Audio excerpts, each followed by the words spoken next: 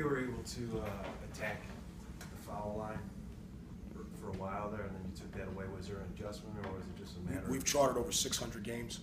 The 15-foot shot challenge late is a 26% shot.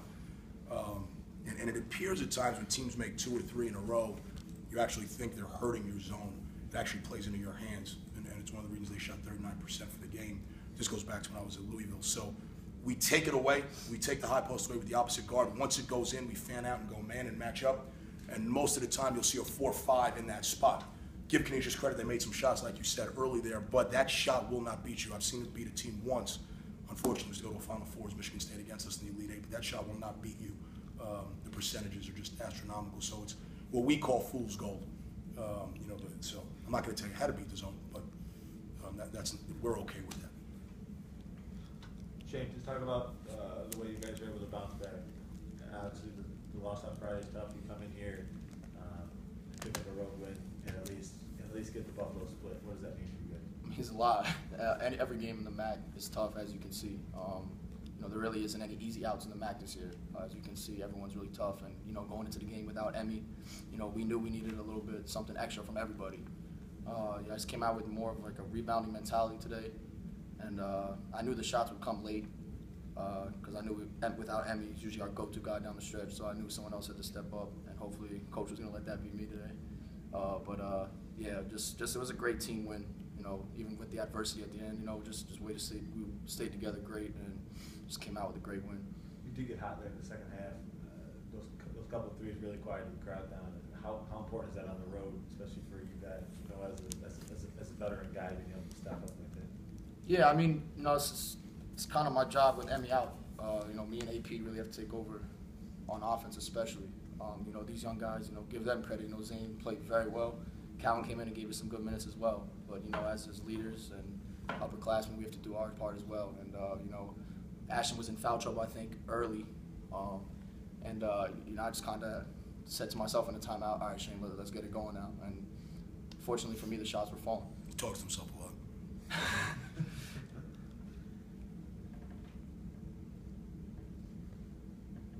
Coach, in a game like this where it's close like that down the stretch, do you tell your guys anything different down the stretch than you tell them the whole game? I think we're the best shaped team. One of the best shaped teams in the country. We've been through thousands of these. We've been down 9 with a minute, down 17 with 7. Played in every venue there is in the country.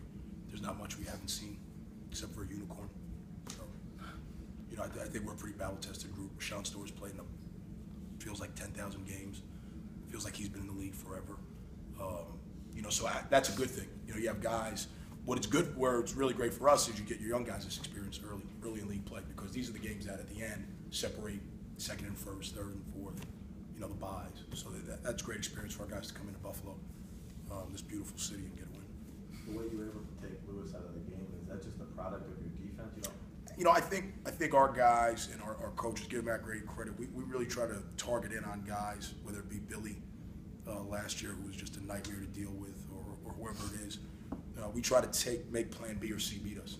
And I got a text from Billy last night, and I told him I'm really happy I'm not going to see you tomorrow. Stay where you are. Don't come anywhere near this building. So, but their Canisius is very good. I think Coach Barron is him and King Reich should be Coach of the Year. They're just doing a phenomenal job. What did Billy say to you? She said, "Have a good time tomorrow with my Griffs." I said, "They're playing really well." I said, "I'm just happy I'm not going to see you here." So, yeah, I love Billy. Billy's a special young man. Shane said he was hoping you would let him take over the game. Was it you letting him, or was it just a product of the game? I've asked Shane to take over for 3 years now. He's that good. He's unselfish. He's deferred to George Beeman and Ramel and Mike, as young guys should. But it's his time. He's got, I don't know what the darkest shade of green is, but he's got it. Whatever the darkest shade of green is, he's got the green light in this program. And I'm not just talking about offense, I'm talking about decisions. And he knows that. If he wants to not do doubles, he comes talking about do doubles. He wants to charter a plane, I'll talk to him, we'll charter a plane. It's Shane's world. And he's that good of a person, that good of a leader. Him and Rashawn Storrs are two of the better leaders I've seen. And Shane's developing that. He went from a very quiet young man to a guy who's coming out of his shell. And I think really putting his stamp on this program, which is what I want. Anything else, guys? Thanks.